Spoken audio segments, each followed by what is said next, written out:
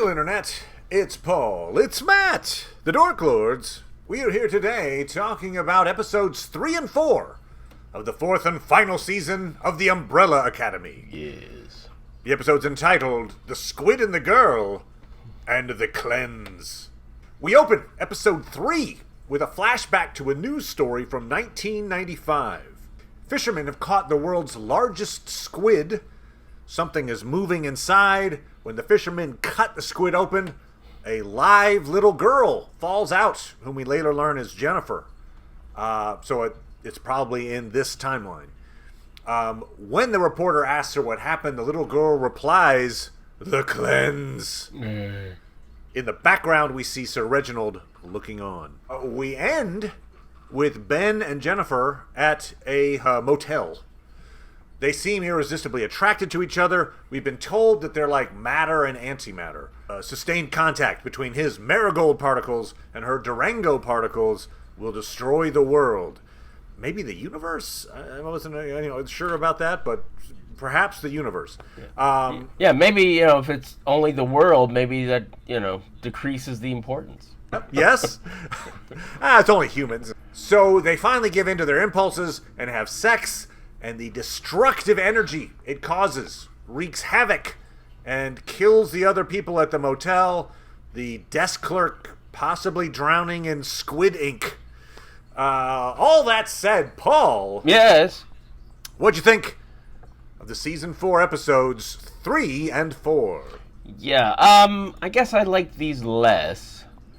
Okay. I think I agree. One of the reasons why is because Lila was more annoying to me now. She was much like she was in the first, the first season she was in, where she's particularly annoying. I'm guessing you're talking about when she's like convincing Five to like go time traveling. Yeah.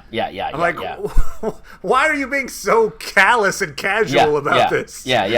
It's not like they haven't done irresponsible things where it's like, hey, I can just make a point of not giving any good arguments or for this. Right, it's right. Like, they've done a lot of other crappy things where maybe if you come up with any better, but no.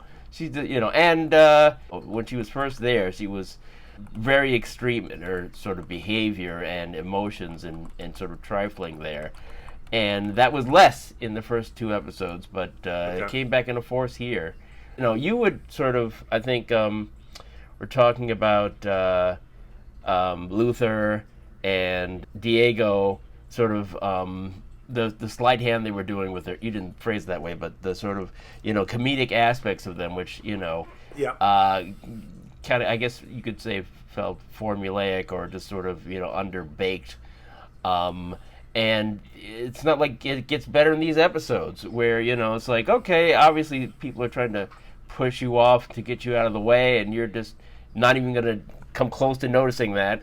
And clearly we're going to get some plot points out of this FBI visit, but because it's also like they don't even really make a connection. I thought it was going to be, okay, so Five wants to distract Luther and Diego because he thinks they're getting in the way of the operation. So he's like, hey, FBI director, can you get these guys out of my hair for a while? Yeah. So you would think the way to do that would be like, hey, we've got some evidence we're tracking down. We're going to need some help back at the headquarters. But instead, it's like, hey, you guys want to see what it's like to be in the FBI? Yeah. Like, what? Like, that has nothing to do with the case at hand. It's just like, hey, you want to be like a take your kid to work day? Okay. Like, what? At that point, well, I guess, but your idea, though, unfortunately for them, would make them be annoying to them. Whereas, I guess here, it's sort of like, find someone to give them a tour. Yeah, because it's like, it seems like that's you wouldn't be able to derail Luther and Diego that easily to say like, hey, you want some ice cream? Okay, as opposed to this is related to the thing you're trying to accomplish. But no, they don't even bother. Right. They're like, it's fine. They don't even bother. Hey, here's a badge, and it works. So it's like, and it works. Yeah. So that was sort of even more glaring this episode, and that wasn't great. I mean, David Cross is, it's nice to see a different part of his character. Cy Grossman. Yep. But now also Benny Muntz or something, I forgot, or Denny Muntz. He gives another name when he's meeting up with Gene and Gene. But Right. Cy Grossman. Yeah. I would have wanted to get more out of Victor's conversation with Hargreaves. But even, maybe they're building towards something. Yeah, but we've only got 2 episodes left. Let's keep that in mind. Yeah, right, exactly. We're basically in the finale now. I mean, we're hitting the end. Yeah, because we haven't had the knowledge that he's an alien for very long. The fact that he did have that longer time with them, and even now is so clearly not concerned with them. That's an important character trait that you want to confront more than I think they did.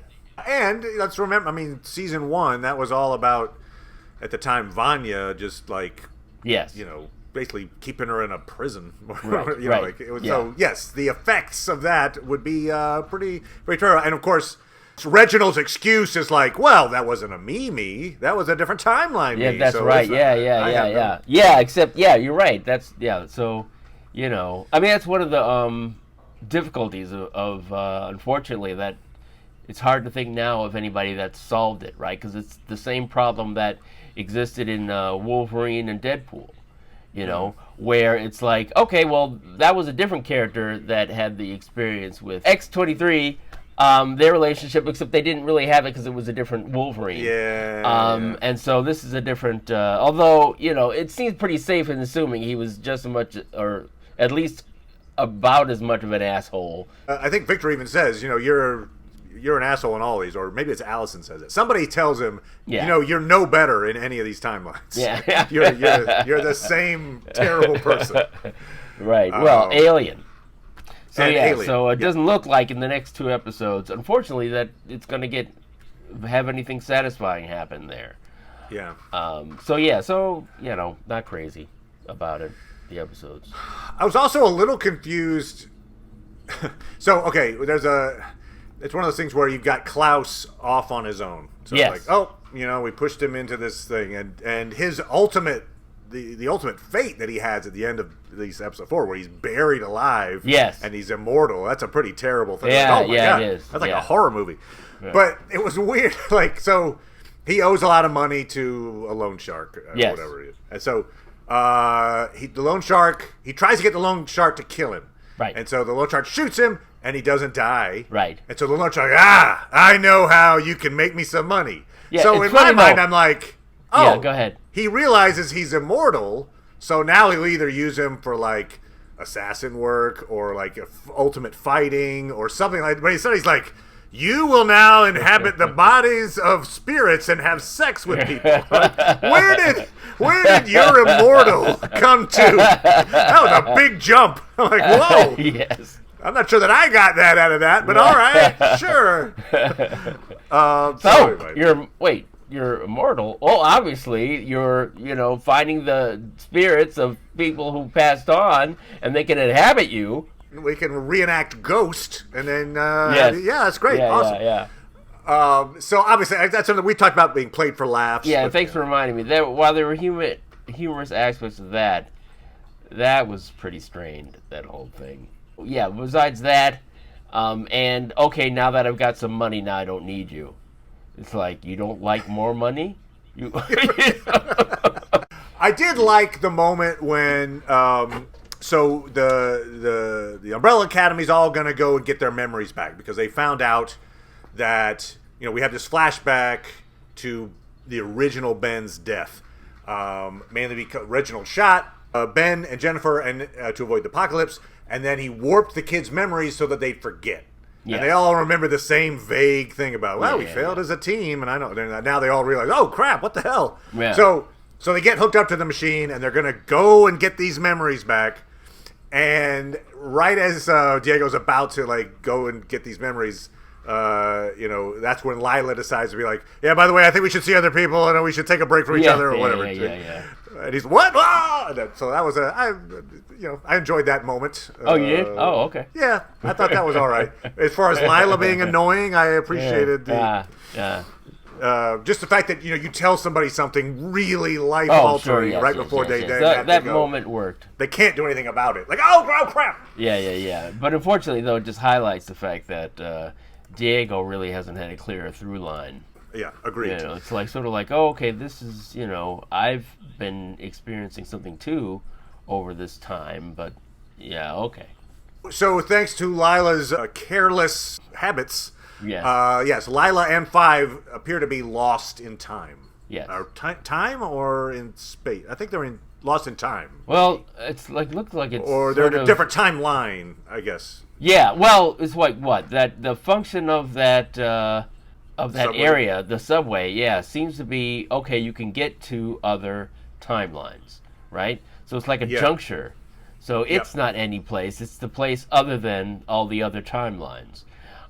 So for some reason, they're on some express, so presumably to some timeline that's really far away or different, I guess, than the one that they're actually looking for. Because at first, Five interpreted it as he could get on a subway and he could go to a different timeline, but he'd be at the same place. Time and place, yeah. But it'd be a different timeline version Right. of that place. But Yeah. I think that maybe those rules have now changed. I'm not sure.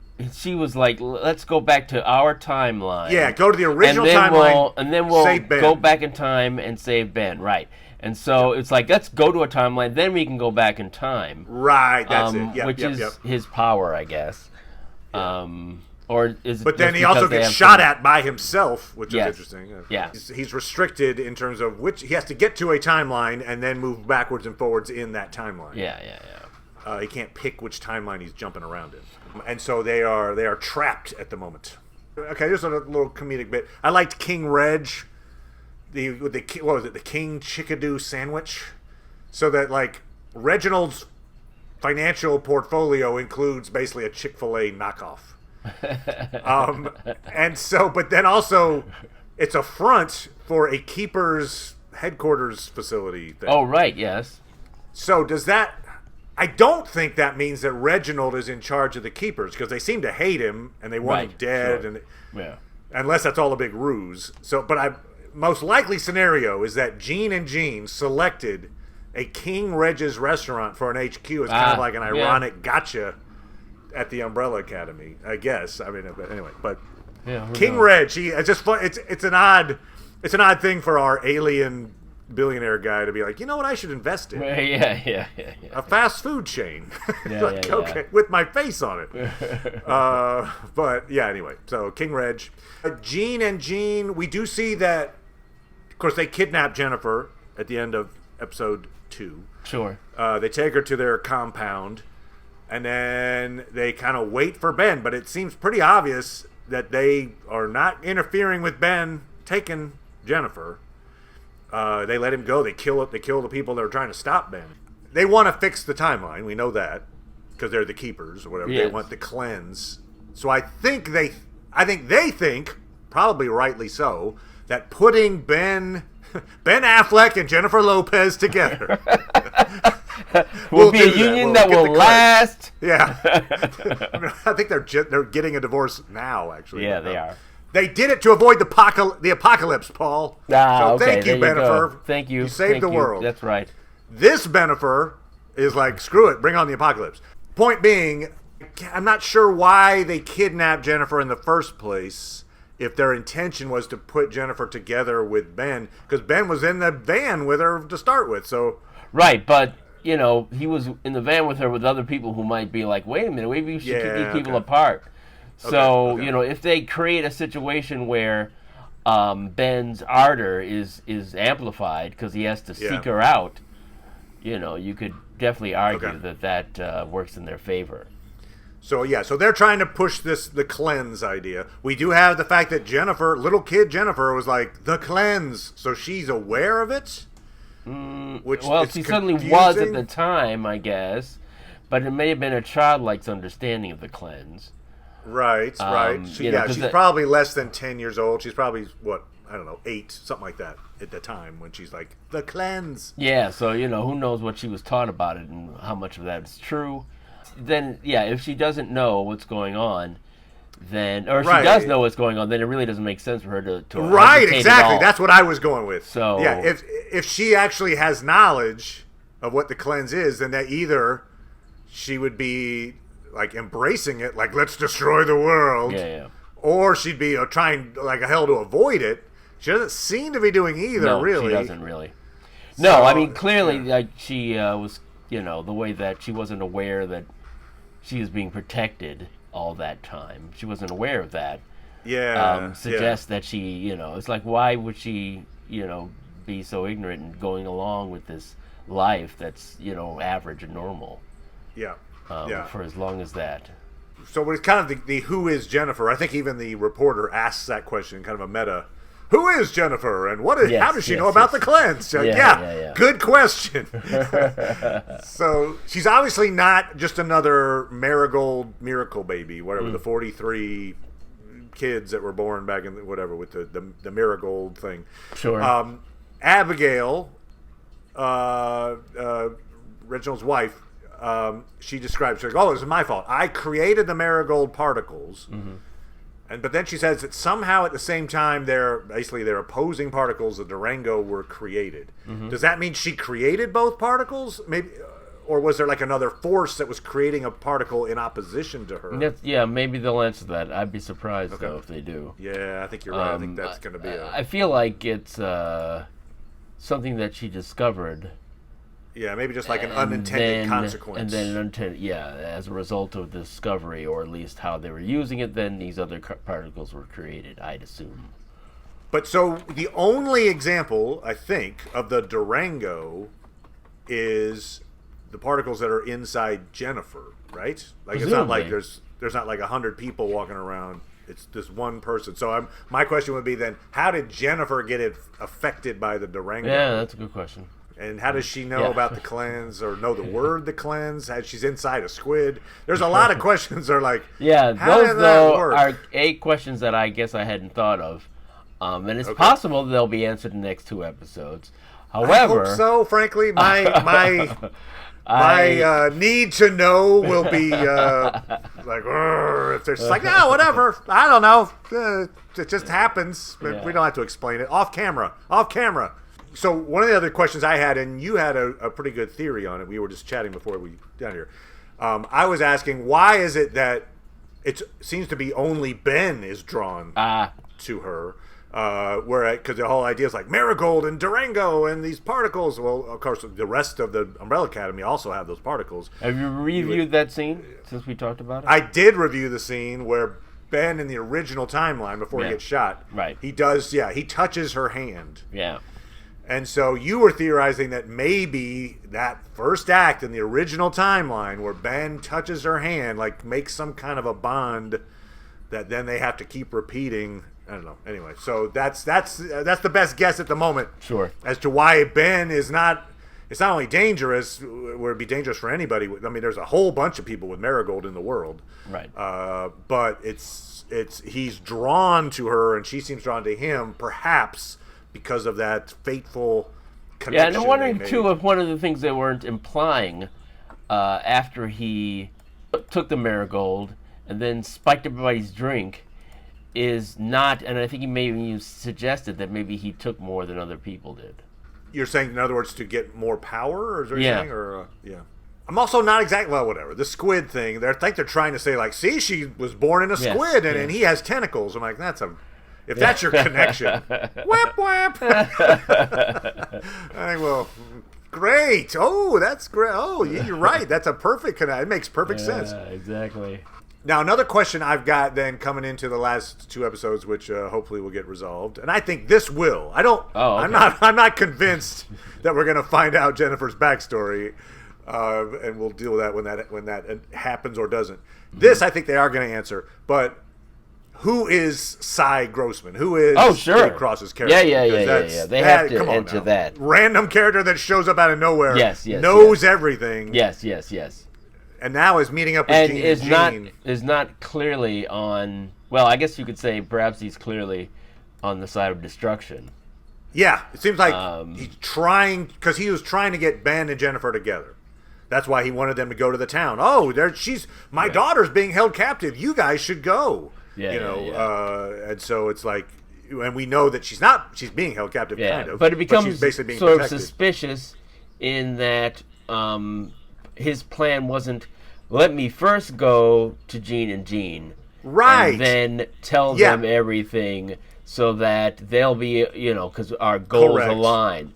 So perhaps their goals don't align, and that's why he's only selectively telling people certain things. Because after episodes 1 and 2, I assumed, and I think it's incorrectly now, that he was working with the Keepers. He was a member of the Keepers. Sure. Trying to bring about the cleanse. Right. But the fact that he goes to meet with Gene and Jean and they're ready to kill him, right, until he talks him off the ledge, suggests, no, actually, this is a third party off on his own, not connected to the Keepers. So, anyway, so that will get resolved. Yeah, I feel like obviously there may be only two, and maybe you can correct me if I'm wrong, two sort of possibilities for Psy, in that A, what he wants is ultimate destruction, or B, he actually is a part of the plan to save everyone, right? I mean, that's the only two options, right? So, I mean, it's like, if he's ultimate destruction, it's one of the things, the ironies to me of a lot of these in shows where it's like, whoa, I will be the only one who survives this apocalypse that kills everyone else. Right. It's like I'll live in a terrible world with nothing around. Or it's like there's only room for one person at the top, and everybody else is like, well, then what am I doing? It should be the question that they answer, and right. It's always why am I working for you? Yeah. So and so that's the thing that occurs to me is that it'll be a thing of Gene and Jean wanting this. I guess they don't really want an apocalypse. They want the answers, so they want to be validated in terms of their other timelines, and so they just want that to get out, I guess. So I suppose there's like a comic book style motivation where maybe Cy Grossman thinks he can harness their power. Like, once they're united, then I can siphon it off and I'll be the ultimate power or something like that. Sure, but... I don't know. Anyway, yes, questions. Many questions remain, and there's only 2 episodes to answer these questions. That's right. Yeah, you don't need more than that. That's right. So maybe episodes 3 and 4 maybe a little less effective than episodes 1 and 2. We do have our characters in some pretty terrible situations. Klaus, I guess, chief among them. Yeah. So we gotta save them and get them all back together. Forgot to ask this question. I don't think I've asked it in a while. You mad at anybody? I would think Gene and Jean. Yeah, Gene and Jean are gonna die for sure. You're talking like of the good guys. Yeah, really. I feel like at least one person should. Maybe we were talking about Lila for sure. Lila's the non-Hargreaves in the matter. Yeah, maybe. She's like horning in on the Hargreaves action. Yeah, right. Anyway, no. But they've also, remember, they've got kids, so that's an interesting scenario where maybe she sacrifices herself to save the 3 kids they've got. I don't know. That's a long shot, but I'll just throw out Lila if I had to pick one of our group. Okay. All right. So, all right, we'll be back talking about the final 2 episodes of the series for the Umbrella Academy. Thank you as always, Paul. Appreciate it, good sir. No problem. And we'll talk to everybody next time. Bye.